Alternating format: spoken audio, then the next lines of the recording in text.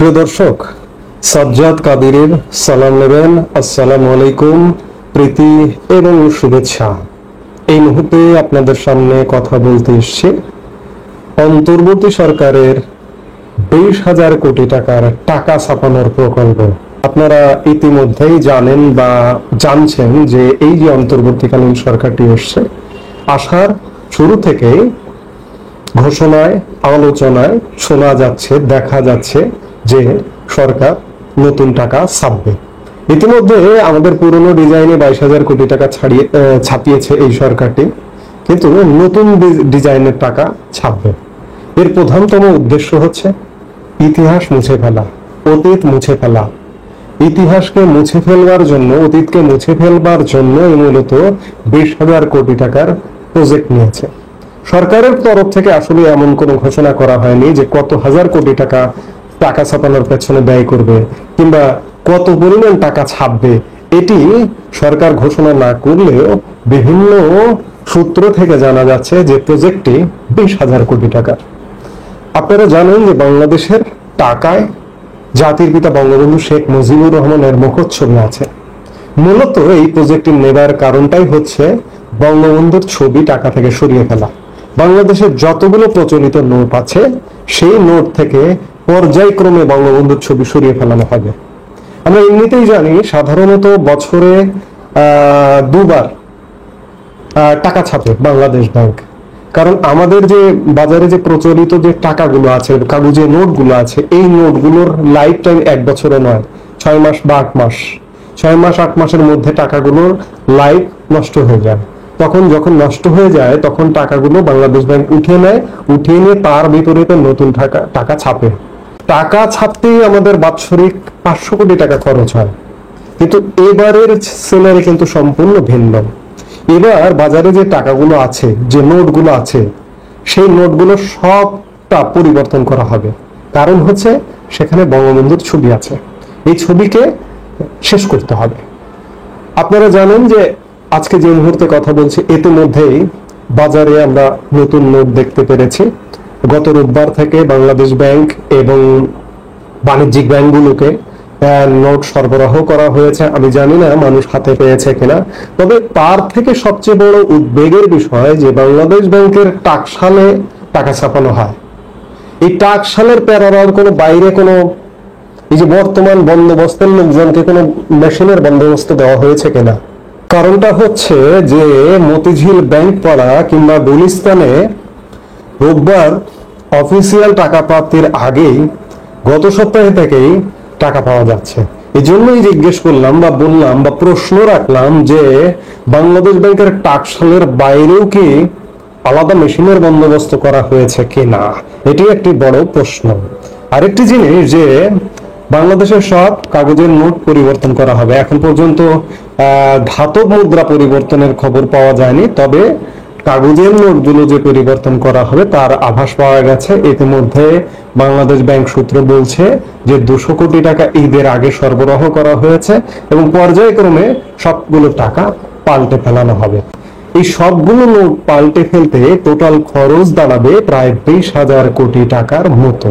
বাংলাদেশ ব্যাংকের সূত্র বলছে একটা 1,000 টাকার নোট ছাপতে লাগে 5 টাকা, 500 টাকার নোট ছাপতে লাগে 4 টাকা 70 পয়সা এবং 200 টাকার নোট ছাপতে লাগে 3 টাকা 20 পয়সা, 100 টাকার নোট ছাপতে লাগে 4 টাকা 50, 20 এবং 10 টাকার নোট ছাপতে লাগে 1.5 টাকা এবং 1 টাকা 2 টাকার নোট ছাপতে লাগে প্রতি নোটে 1 টাকা 40 পয়সা।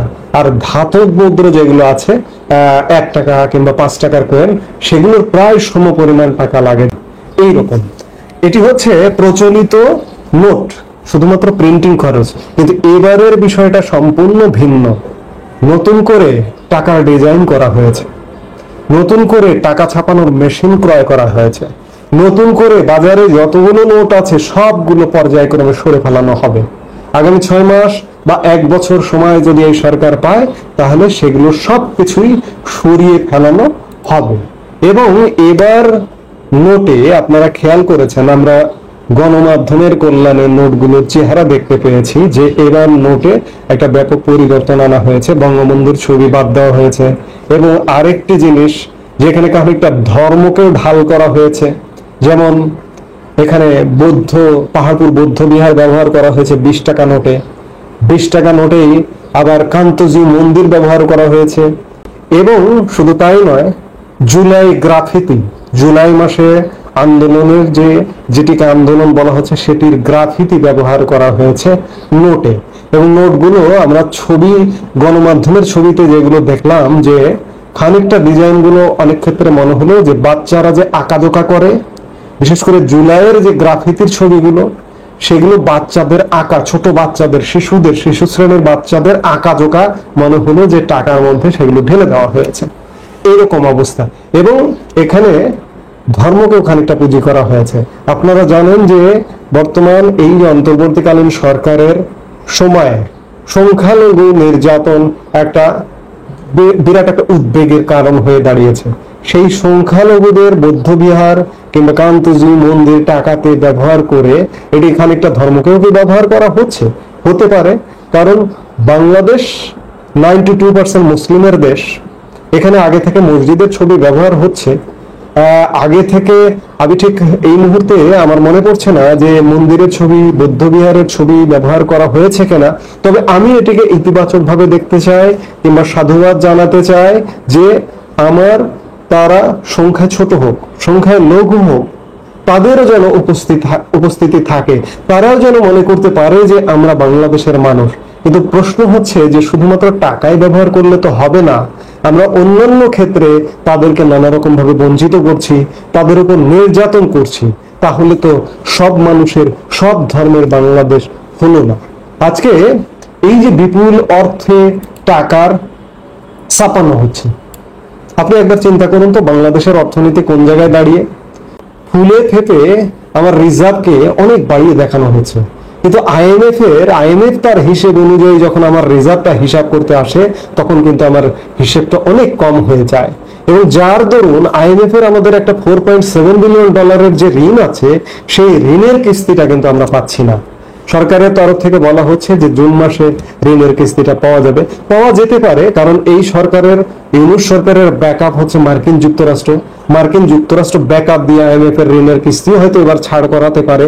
ছাড় করালে অবাক হবার কিছু নেই, কারণ ভঙ্গুর পাকিস্তানের ঋণ কদিন আগে ছাড় করে দিয়েছে মার্কিন যুক্তরাষ্ট্র, সেই জায়গায় বাংলাদেশের ঋণও ছাড় হয়ে যেতে পারে, অবাক হবার কিছু থাকবে না। বাংলাদেশের অর্থনীতি এই মুহূর্তে এক চরম ভঙ্গুর অবস্থায় আছে, নতুন বিনিয়োগ নেই, ব্যবসা বাণিজ্যে খরা অবস্থা, রপ্তানিতে আগামী দিনের সামনের দিনগুলোতে ব্যাপক একটা ঘাটতি পড়ে যাবে। এরপরেও সরকার 20,000 কোটি টাকা খরচ করে শুধুমাত্র বঙ্গবন্ধুর ছবি মুছে দেওয়ার জন্য এই ধরনের একটি উচ্চাভিলাষী প্রজেক্ট নিয়েছে। এই 20,000 কোটি টাকা হলে আমরা কি করতে পারতাম? আমরা আরেকটি মেট্রো রেল, রাজধানী ঢাকার বুকে যে সেই মেট্রো রেল করতে পারতাম, কিংবা একটা পদ্মা সেতু করতে পারতাম, কিংবা আমাদের যমুনা রেল সেতু আর একটা করতে পারতাম। এগুলো তো প্রয়োজন আছে, কিন্তু আমরা সেদিকে যাচ্ছি না। কিংবা আমরা গবেষণায় এই টাকাটা ব্যয় করতে পারতাম, কিংবা ভাতা, আমাদের অনেকগুলো ভাতা, আমাদের সামাজিক সুরক্ষা ভাতা বন্ধ আছে, সেই ভাতাগুলো তো ঠিকভাবে দিতে পারতাম, কিন্তু সেদিকে আমরা যাচ্ছি না। আমরা শুধুমাত্র প্রতিহিংসার বশবর্তী হয়ে ইতিহাসকে মুছে দেওয়ার জন্য টাকা, নোট আমরা পাল্টে ফেলছি।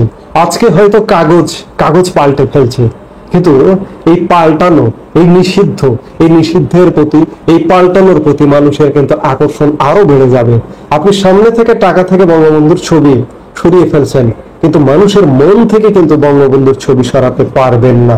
এগুলো করবার কারণে মানুষ ক্ষুব্ধ হচ্ছে, সংক্ষুব্ধ হচ্ছে।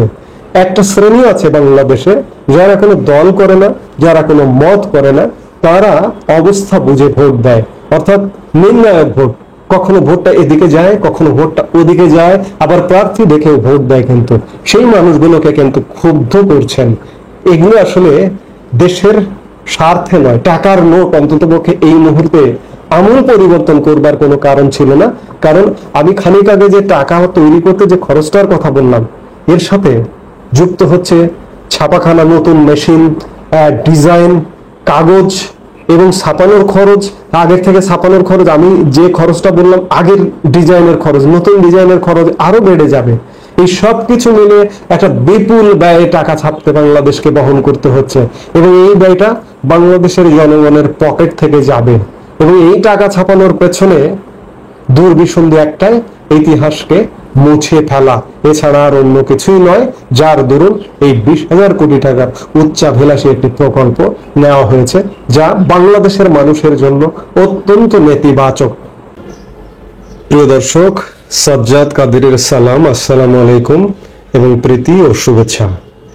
এই মুহূর্তে আপনাদের সামনে কথা বলতে এসেছি হরিলুটের বাংলাদেশ, ভারতীয় কর্মকর্তাদের দিয়ে চট্টগ্রাম বন্দরে কি করছে ডিপি ওয়ার্ল্ড, এই প্রসঙ্গটি নিয়ে কথা বলবো। গতকালকে বাংলাদেশের অনেক গণমাধ্যমে একটি খবর বেরিয়েছে যে চট্টগ্রাম বন্দর ইজারার কেবলমাত্র কথাবার্তা চলছে দুবাই ভিত্তিক কন্টেনার টার্মিনাল হ্যান্ডেলিং প্রতিষ্ঠান ডিপি ওয়ার্ল্ডের সাথে, এবং ইজারাটি চূড়ান্ত হয়নি বা লিস্টটি চূড়ান্ত হয়নি।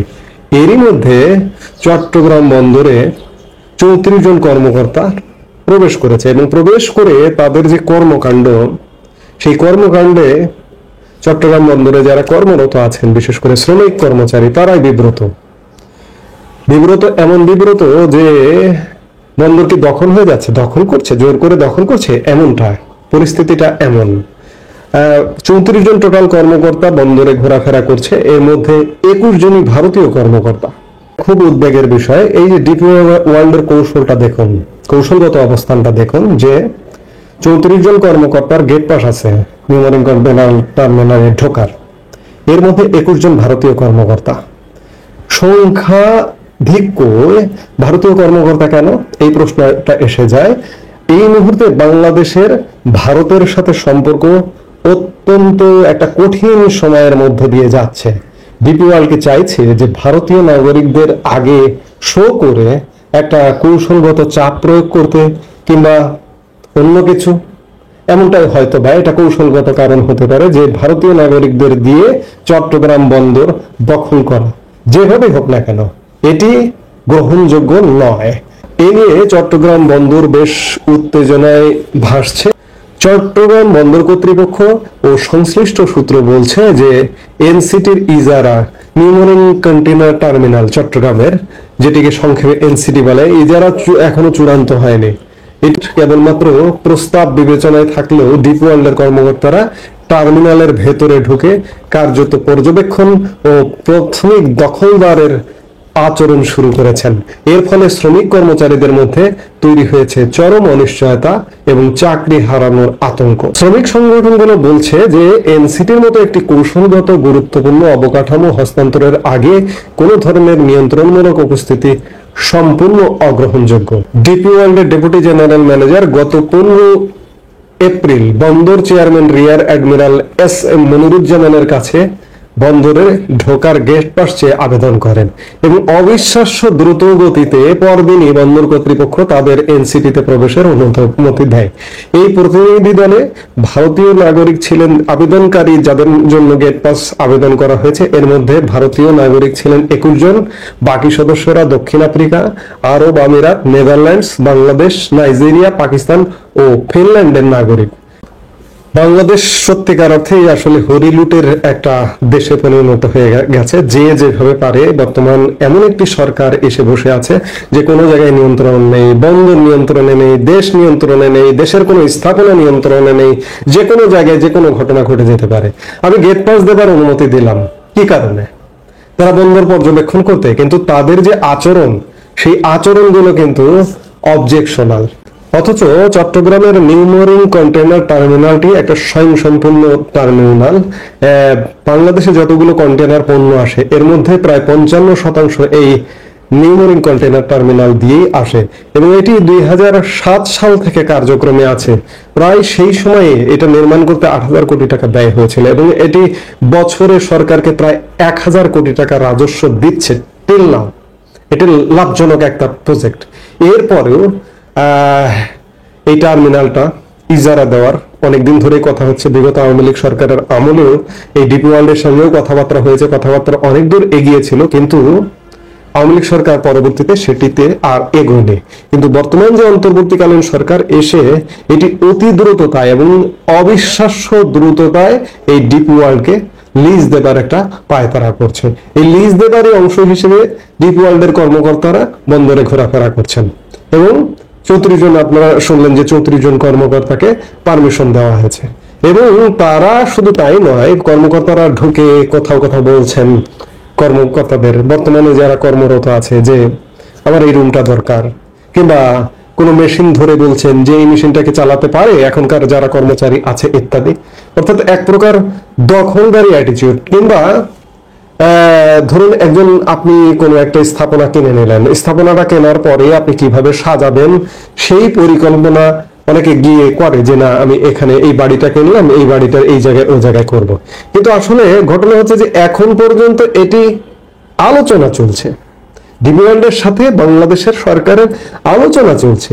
এই আলোচনা পর্যায়ে এসে ডিপি ওয়ার্ল্ডের কর্মকর্তারা বন্দরে প্রবেশ করে আমার কোন জায়গা দরকার, কোন রুম দরকার, মেশিন চালাতে পারে কিনা বা ইত্যাদি বিভিন্ন ঘটনা নিয়ে আলাপ চলছে।